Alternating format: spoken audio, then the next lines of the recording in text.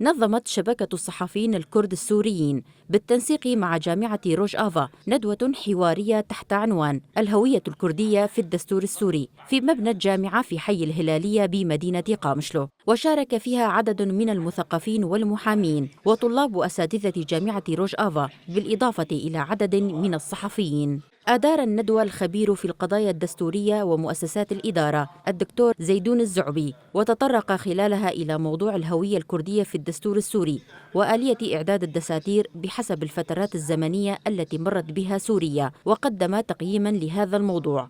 وأشار الزعبي في حديثه إلى أن الدستور الحالي يعزز أولوية النظام السوري أكثر من كونه يعكس تطلعات الشعب. تابعت كاميرا روج آفا فعاليات الندوة، حيث التقت بعدد من المشاركين الذين أكدوا أن الهدف من انعقادها كان تسليط الضوء على مسألة الهوية الكردية في الدستور السوري وتحليل دور الدستور الحالي في تعزيز أولويات النظام بدلاً من تمثيل تطلعات الشعب السوري بكافة مكوناته. وأشاروا إلى أن أهمية الندوة تكمن في فتح نقاش هادف حول كيفية تحقيق تمثيل عادل لكافة الأطياف في المستقبل. الكرد من هي؟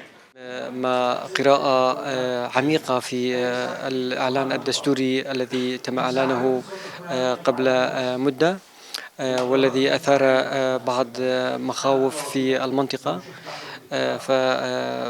يعني بإسناد من الدكتور زيدون الزعبي وهو متخصص في هذا المجال، وضع نقاط عميقة في مدلولات هذا الإعلان وكيف يمكن العمل عليه وكيف يمكن ضمان الحقوق داخل هذا الدستور.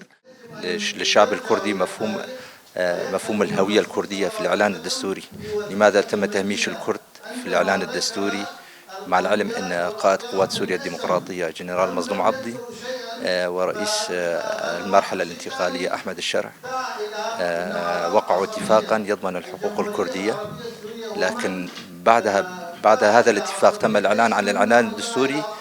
كان هناك تهميش واضح لجميع المكونات. وفي ختام الندوة تم فتح باب النقاش أمام الحضور ليعبروا عن آرائهم ويتبادلوا الأفكار مع بعضهم البعض.